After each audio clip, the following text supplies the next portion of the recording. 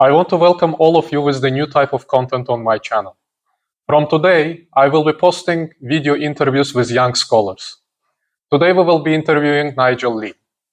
He is a recent graduate from the Moscow State Institute for International Relations.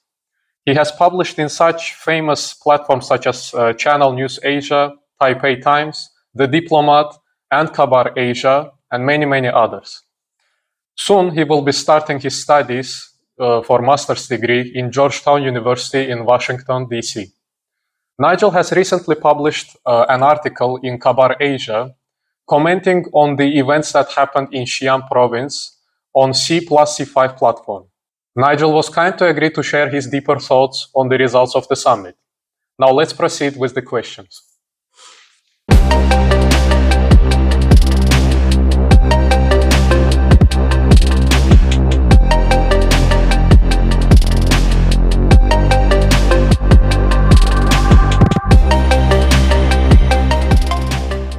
Nigel, your article starts with this quote. Both Russia and China have shared and individual interests in Central Asia. The war in Ukraine has certainly changed the dynamic of the two powers in the region, challenging the notion that Russia can continue its role as a security guarantor. This is the major argument of your article. Could you please elaborate deeper on this quote? Yeah, well, thank you, Ibrahim, for having me here. It's honestly a great opportunity to talk more about this topic. There's always been this explanation or phrase describing Russian and Chinese dynamics in Central Asia, which is Russia holds the gun and China holds the wallet. That being Russia being the security guarantor, while China has the economic capacity to develop infrastructure in the region and economically, financially support the countries there. Of course, with the events in Ukraine, the war there, Russia has shown that it is incapable of achieving the swift victory that the Kremlin desired when the war began. This doesn't mean that Russia may face imminent defeat, but it also doesn't mean that it's going to face victory in the near few months or even year. This is going to be, the reports are that this is going to be a very long war, which might even result to kind of a no war, no peace scenario. Imagine the Korean Peninsula, but in Europe. So Russia has its attention there now, and China obviously has been supporting Russia financially in the sense of trading for energy supplies and de-dollarizing their trade, so trading in rubles and yuan. This is mutually beneficial, and of course now it has to pay attention to Central Asia because China. It's a very sensitive region for China because the lens in which China looks at Central Asia is through Xinjiang. Instability there over the past decades from Uyghur, the Uyghur independence movement, separatism, and of course the more extremist elements that have instigated terrorist attacks, not just in Xinjiang, by the way, but also in other, like for example, in Kyrgyzstan, they attacked the Chinese embassy in Bishkek. So these things are of concern, and China needs to step up its responsibilities there somehow in protecting its interests there and stability there, because for the Chinese regime, for the Communist Party, stability and harmony is its primary objectives in achieving in securing its mandate to rule. So we can go from there as we develop this conversation. Thank you for such an elaborative answer on the first question. Now, with the Xi'an Declaration that was signed during the summit, the C+C5 platform was institutionalized. What could be the possible advantages or disadvantages with such platform between Central Asia and China? Yeah, thanks for this. This is first of all, we should talk a bit about the summit and the nature of the summit. This has been put forth as kind of the first China-Central Asia summit. And it's unique compared to the other institutions and organizations that exist within the Eurasian space and the post-Soviet space. So obviously, after the fall of the Soviet Union, Russia has been the main regional leader. So through the CIS, the Commonwealth of Independent States, the CSTO, Collective Security Treaty Organization, and the EAEU, the Eurasian Economic Union. So these three institutions have at least allowed Russia to anchor itself in the region and also be a regional leader. But again, this is a Russo-centric institution where Russia has tried to shore up its remaining influence in the region. Whereas in this case, China, unlike sorry, I also forgot to mention the SCO, but the SCO stands apart from all this because this is a shared institution where Russia and China are leaders in that organization. And unlike this SCO, where China has an influence within with these C5 countries, the China plus C5 summit and grouping is Sino-centric. Because now, for example, when they met in Xi'an, they all came to China rather than Xi visiting Kazakhstan, which he did. It was his first foreign visit after COVID, which is significant. But they all came to China and demonstrating, and for Beijing, it's a great achievement because it shows that Beijing is able to gather all these Central Asian states who have incompatibilities in their relationships, right? Kyrgyzstan and Tajikistan, Kyrgyzstan and Uzbekistan over the water issue, and Dushanbe, Bishkek over the recent border flare-ups the past year. So this is significant. So when we talk about the institutionalization of it, this is a big win for China because if we recall, the C5+1 grouping was actually pioneered by the United States. And China has been able to co-opt this and institutionalize it by agreeing on meeting every 2 years. So what this enables China is for it to be a predictable power in the region, that it will actively consult with the Central Asian states, and it will need that further consultation to deal with security matters. So dealing with the so-called three evils that the SCO set out, the separatism, terrorism, extremism, and also coordinating economic development projects. For example, the China, Kyrgyzstan, Uzbekistan railway, right? These are very important. So yes, this is a major win for China. Whereas for Central Asia, I think it's also beneficial. I think a lot of analysts within Central Asia who are China skeptics, and naturally there are many, they are a bit pessimistic because that shows that Central Asia is going to become more dependent on China and so forth. But this is a reality that the Central Asian countries have to work with. It's either with Russia or with China. And even, yes, you have the legacy of Turanism and the shared Turkic traditions with Turkey. It's still a distant power. But of course, that can change. Now, it is great that you have mentioned the benefits both for China and Central Asia. You have also mentioned that the first country that President Xi Jinping has visited after the COVID-19 pandemic was Kazakhstan. We also know that the Kazakh president Kassym-Jomart Tokayev is fluent in Chinese. At the same time, China has agreed to invest in the China-Kyrgyzstan-Uzbekistan railway. Do you believe that there might be any Central Asian country that China can prioritize in its policies towards the Central Asian region? Yeah, that's a great question. Obviously, Beijing will always say that we approach all the Central Asian states on an equal basis. Everyone has equal opportunity to cooperate with China. But naturally, there are advantages of certain Central Asian countries that,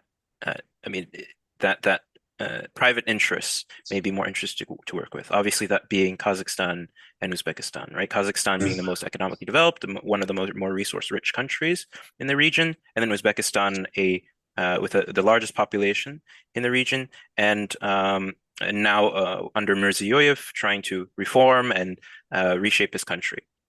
So obviously, the relationship and interests in the region will be unequal naturally. But I think that's more left to market forces than, say, Beijing mandating, no, we prioritize on Kazakhstan or Uzbekistan. I think the interests will be different. So Kazakhstan and Uzbekistan, perhaps it would have a more economic priority because the regions there are the countries there are more stable, so you can have a more economic predictability. Whereas Kyrgyzstan and Tajikistan will be focused on a more security basis. So Tajikistan, the Chinese are already assisting Dushanbe in constructing checkpoints and doing joint patrols on the Tajik-Afghan border. And with Turkmenistan, it's an energy supplier to China. So the relationships will be different based on the interests and what China gets out of it. Mhm. Yeah. Excellent point, Nigel. During the summit, the topics beyond economic cooperation, such as ensuring common security and supporting the sovereignty of Central Asian states, were discussed. To what extent do you believe Beijing is willing and capable of taking the role of security guarantor in the region? I think we have to recognize that China has a completely different worldview on what security means compared to, say, what Russia may interpret security is, or even America. America, there's a debate constantly about what security is. So when we talk about this debate, we talk about traditional and non-traditional security threats. So traditional security threats being military threats or threats involving border disputes, state-to-state based conflicts. Whereas non-traditional security threats have gained traction, or at least they've technically always exist, but in terms of their prioritization and state attention to them is rising. So disease, terrorism, poverty, and so forth. These are threats that China pays definitely more and closer attention to. And I wonder, is it because China is more able to deal with these threats, or is it because China is right on this one thing? And that is the source of a lot of issues in developing regions is the lack of economic opportunities and the lack of development of infrastructure. But again, that misses a point because reports are that terrorism, at least, poverty does not lead to terrorism because poverty is relative to the region. Nobody in Afghanistan may look to the United States and say, oh, everyone lives there so well, that's why I will join the Taliban. Actually, there are more ideological, identitarian sources of them supporting more radical ideas. So that's something that maybe China will have to struggle with. Now, is China able to be a security guarantor in the sense of how Russia or the United States have been in the past 20 years? So that being able to the capabilities of direct intervention, of establishing military bases, so forth. I doubt so in the near future because China is skeptical. They're very cautious about it. They've reflected this policy. They've demonstrated this policy in regard to Afghanistan. They have not sent troops there. They have actually engaged diplomatically with the Taliban. They have supported Tajikistan, as I mentioned, in policing the border. So this is at a distance. But one thing that that in my research I noticed was that China has increased its arms exports to the Central Asian states. So in that way, it can be an indirect guarantor of stability. And also there are already contradictions within the CSTO, being the main security architecture of the region, where you have the issues of Armenia, Azerbaijan, you have the issues of Tajikistan and Kyrgyzstan. So China has to watch these very carefully. And at the end of last year, although I haven't seen any new developments about this, China has expressed its willingness to cooperate with the CSTO in joint training exercises, so forth. But I haven't seen anything more. Now, one last point about this is one of the outcomes of the ASEAN summit was the C5 countries supporting the operationalization of the Global Security Initiative. Now, it's an interesting document, the Global Security Initiative, because it presents China's view of what security means. And one of the key things is indivisible security, which is recognizing that one state's interest in securing its own national interests, whether it be conducting patrols in the South China Sea, as the United States and its allies have been doing, comes at a cost of another state. So China perceives that it's threatening its security. So somehow trying to come to a consensus on security issues is the goal of China.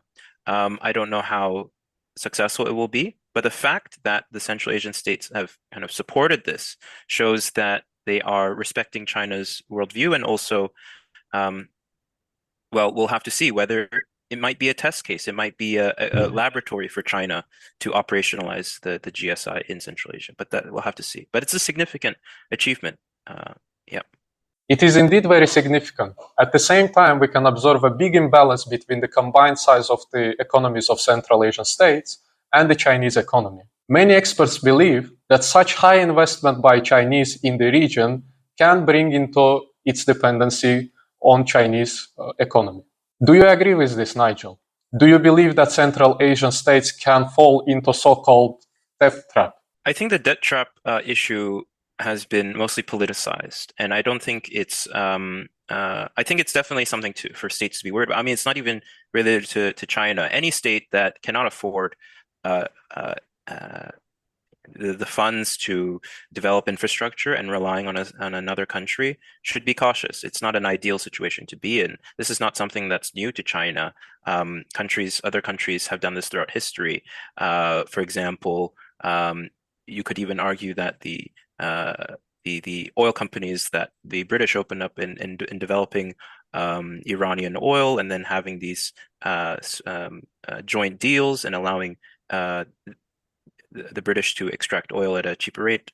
These things are constant throughout history.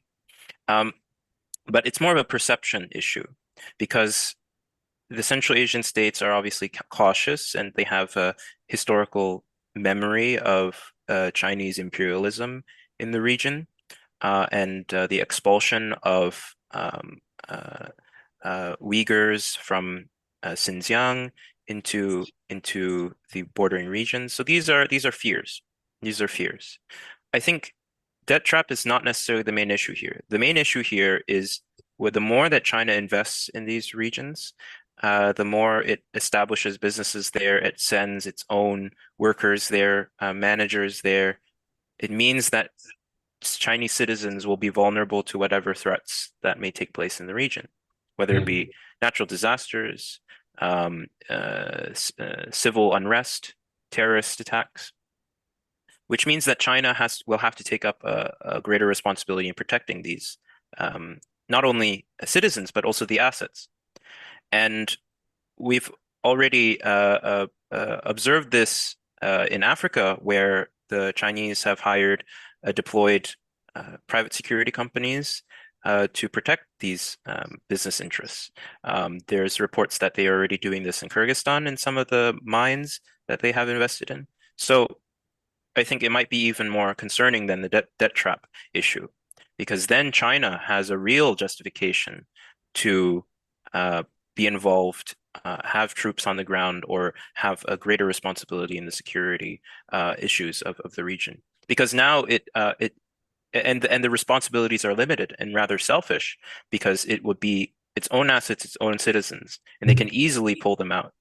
And if there is civil unrest in any of the Central Asian states, and God forbid that happens, then China will just leave them alone after it's taken care of its own citizens and assets.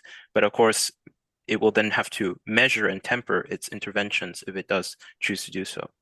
To summarize, what are the major achievements of the summit, both for Central Asia and China? The three main things, and we already talked about them. One is the institutionalization of the summit mechanism. So the next one will be held in Kazakhstan, which again kind of leaves it to the regional leader there, and then the support of the operationalization of the Global Security Initiative. And third, the pledging of $3.7 billion to the Central Asian states to develop financially, economically.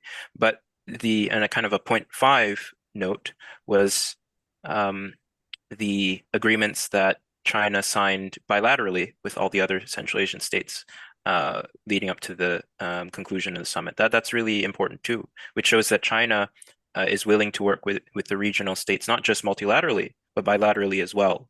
And it demonstrates a kind of, in the most basic explanation, kind of a equal partnership that China wants to build with all the states. Thank you, dear Inner Eurasian enthusiasts, for watching the first video interview on my channel. If you would like to find the article that we have discussed, check the description of this video. If you would like to see more of such content and you genuinely enjoy my videos, leave a like and comment on this video.